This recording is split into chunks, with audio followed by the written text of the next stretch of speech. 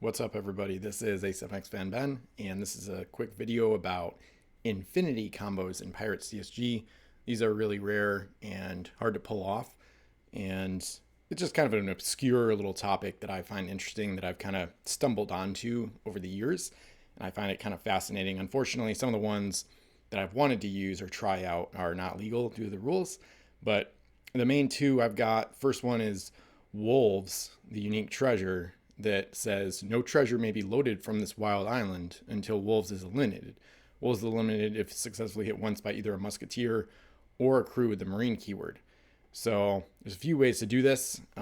In weird games where there's only one wild island, you could make sure that Wolves is in the treasure distribution, and then it's automatically going to be on that island because there's nowhere else for it to go.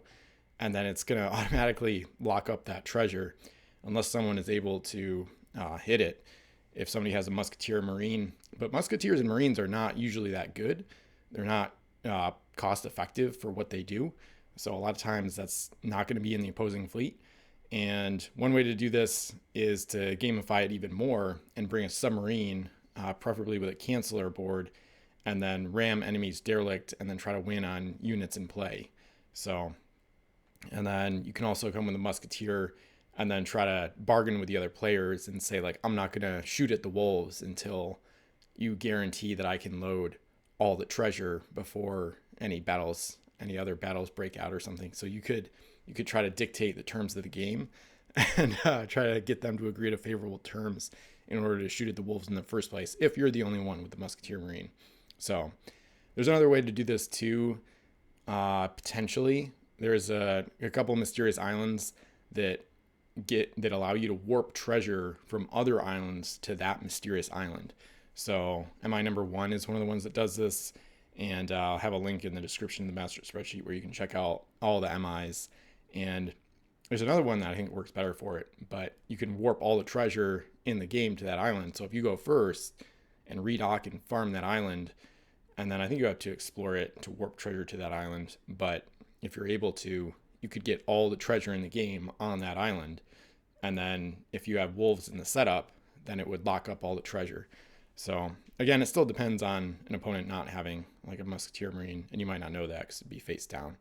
But so that's one way to try to have like an endless game. And then another infinity combo, as I like to call it, happened in the 10-year anniversary game to celebrate the 10th anniversary of the Facebook group. So I played this against Captain Vendari and Xerix, and this really crazy thing happened where, so in a multiplayer game, if there's 3 players, the game, one of the end game conditions is that if 2 players can't get future move actions, the game ends, like the half or more rule, that sort of thing.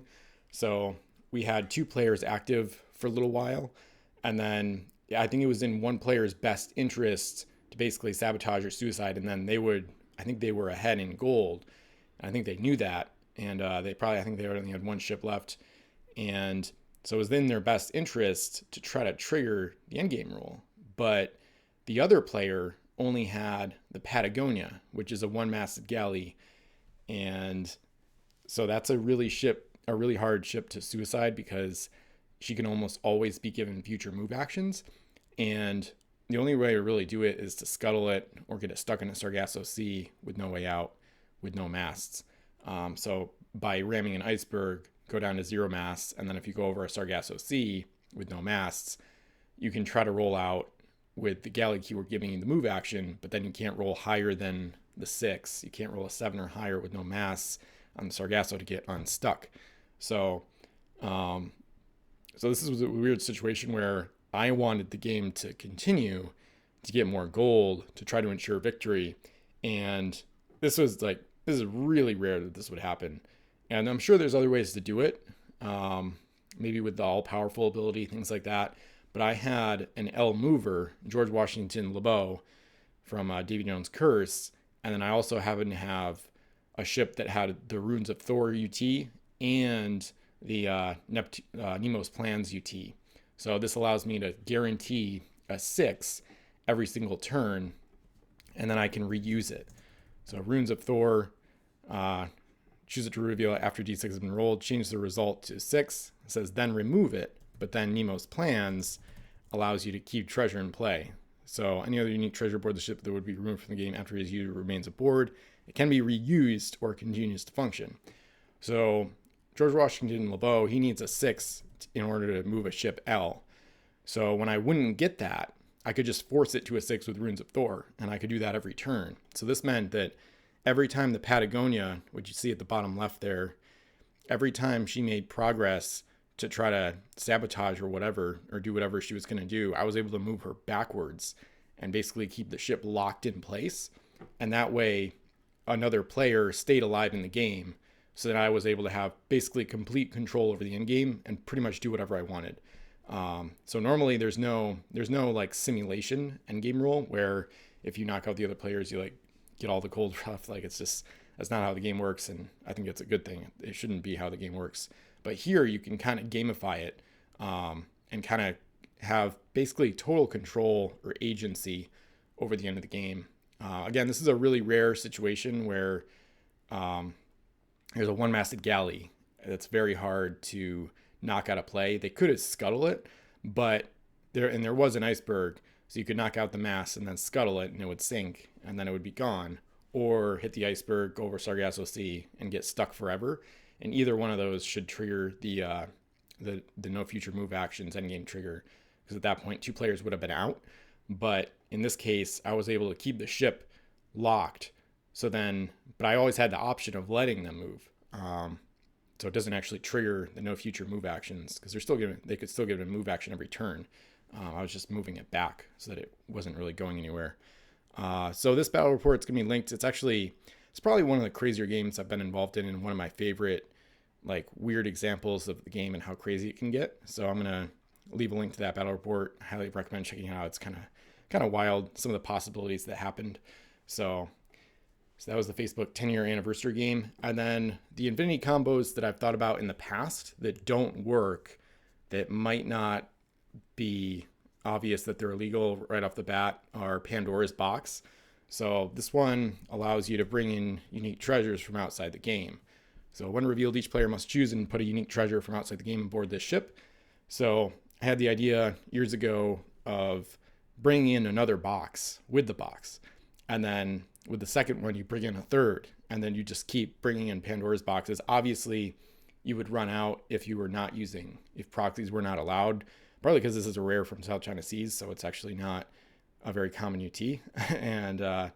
But if you could use proxies or just, wipe off coins with a utility knife or whatever and write PB on it or something, and you could just keep bringing them in, into infinity and try to use it as like a stall tactic or like an infinity combo.